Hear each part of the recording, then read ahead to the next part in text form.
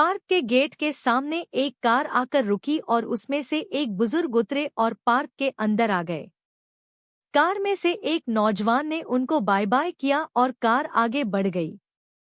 ऐसा 3 दिन से हो रहा था और रमन जी यह नोटिस कर रहे थे कि वह बुजुर्ग इस पार्क में नए व्यक्ति दिख रहे हैं। इससे पहले तो उन्होंने उन्हें कभी नहीं देखा था। उन्होंने उनसे बात की। नमस्ते जी, मैं रमन गुप्ता। मैं इस पार्क में काफी समय से प्रतिदिन आता हूँ, पर पहले तो आपको कभी नहीं देखा। जी नमस्ते, मैं हूँ कैलाश। मैं इस शहर में नया हूँ, अभी 2-3 दिन से ही पार्क में आना शुरू किया है। रमन: ओह अच्छा, मैं 2-3 दिन से देख रहा हूँ, आपका बेटा ही आपको छोड़कर जाता है। कैलाश: जी, बेटा ही समझिए या फिर बेटे से भी बढ़कर। वैसे वह मेरा दामाद है। वह मुझे पार्क में छोड़कर खुद जिम चला जाता है और वापसी में मुझे घर ले जाता है। रमन: बहुत बढ़िया। धीरे धीरे रमन और कैलाश में दोस्ती हो जाती है।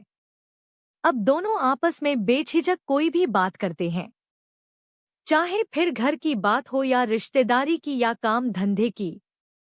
कैलाश का दामाद पंकज उनका बहुत ध्यान रखता था।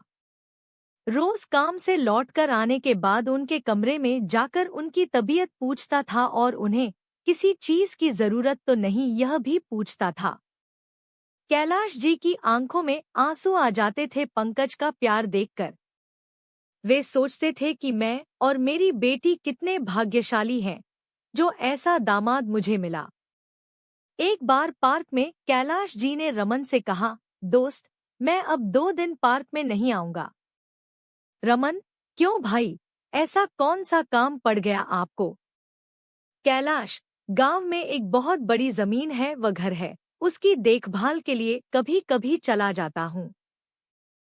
रमन: अच्छा ठीक है, पर 2 दिन में लौट आना। पार्क में तुम्हारे बिना अकेला अकेला लगता है। कैलाश जी और रमन दोनों हंसने लगते हैं। 2 दिन बाद जब कैलाश जी पार्क में लौट कर आते हैं, तब रमन जी उनसे कहते हैं, यार कैलाश, अगर तुम बुरा ना मानो तो मन में एक बात आई है, कह डालूं। कैलाश: दोस्ती में हिचकिचाना कैसा, कहो। रमन: आजकल के जमाने में जब बेटे अपने बाप की इज्जत नहीं करते, उनका ध्यान नहीं रखते, तब ऐसे माहौल में तुम्हारा दामाद तुम्हारी इतनी देखभाल कैसे कर सकता है? मुझे लगता है उसे तुम्हारे बड़ी सी गांव की जमीन और घर का लालच है। उस जमीन को तुम लाखों में बेच सकते हो और घर भी तुम्हारा लाखों का है, ऐसा मुझे तुम्ही ने बताया था। वह चाहता होगा कि तुम सब कुछ उसी के नाम पर कर दो। कैलाश: नहीं नहीं, ऐसा कुछ नहीं है। मेरे दामाद के पास कौन सी कमी है जो वह मुझसे लालच रखेगा? उसका बिजनेस भी अच्छा है। रमन: मेरी बात मानो, उसे एक बार परख कर देखो। कैलाश जी ने रमन की बात सुन ली, लेकिन उनके दिमाग से वह बात निकल ही नहीं रही थी। कई दिन तक वह उधेड़बुन में रहे और जब पंकज का व्यवहार देखते, अपनी शंका पर उन्हें शर्म आने लगती थी और दूसरी तरफ आजकल के माहौल को देखते हुए पंकज के अच्छे व्यवहार पर अपने दोस्त की बातों के कारण शक भी होने लगता था। उन्हें समझ नहीं आ रहा था कि क्या करूं और क्या नहीं। फिर एक दिन वह अचानक अपने गांव चले गए और वापस आकर पंकज से बोले, बेटा, मेरे गांव में मेरी एक मुंहबोली बहन है, उसकी बेटी बहुत गरीब और विधवा है। बड़ी मुश्किल से बच्चों को पाल पोस रही है। मैं सोच रहा हूँ कि अपना घर उसके नाम कर दूं। तुम्हारी इस बारे में क्या राय है? पंकज: पापा जी, यह बहुत अच्छा विचार है। आपको ऐसा ठीक लगता है तो जरूर कीजिए। उन्होंने देखा कि यह बात सुनकर पंकज के माथे पर शिकन तक नहीं आई। वह सोचने लगे कि पंकज अगर लालची होता तो उसे यह सुनकर बिल्कुल अच्छा नहीं लगता। उन्होंने रमन को यह बात बताई। रमन फिर भी मानने को तैयार नहीं था कि कोई दामाद ऐसा हो सकता है जो कि ससुर को अपने घर पर रखे और इतनी इज्जत भी करे। उनकी हर बात माने, क्योंकि रमन के खुद के बेटे ने उन्हें कभी इज्जत नहीं दी थी और उन्हें अकेला छोड़कर विदेश चला गया था। अब रमन जी की बातें सुनकर कैलाश जी को बिल्कुल अच्छा नहीं लग रहा था।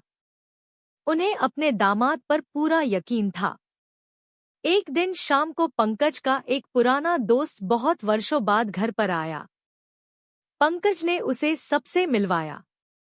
पंकज ने कैलाश जी से उसे पापा कहकर मिलवाया तो वह दोस्त कंफ्यूज हो गया, क्योंकि उसने बचपन में पंकज के पापा को देखा था।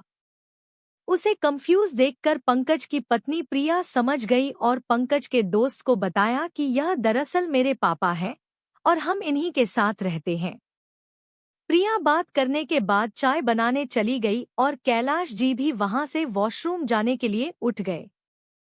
कैलाश जी जब उस कमरे के बाहर से गुजर रहे थे तब उन्होंने पंकज के दोस्त की आवाज सुनी। वह पंकज से कह रहा था, यार पंकज, तूने तो अपने ससुर जी को ही अपने घर पर रख लिया, मैंने तो आज तक ऐसा देखा नहीं। तभी पंकज की आवाज सुनाई दी, यार तू नहीं समझेगा, मैंने अपने स्वार्थ के कारण ससुर जी को यहाँ पर रखा हुआ है। कैलाश जी सब बातें कान लगाकर सुनने लगे।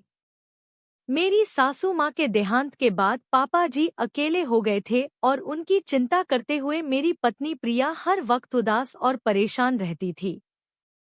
रोज रोज तो अपने पापा की देखभाल के लिए वह जा नहीं सकती थी। हर बेटी को अपने माता पिता की चिंता होती ही है। मैंने प्रिया की खुशी के लिए पापा जी को यहाँ पर बुला लिया। अब प्रिया टेंशन फ्री रहती है और हर समय खुश रहती है।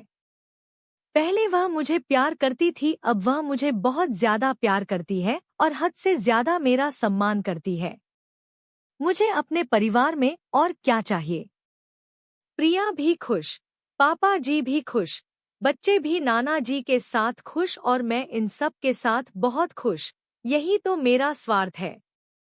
पंकज का दोस्त हैरानी से सब कुछ सुन रहा था और कैलाश जी की आंखों में खुशी के आंसू थे।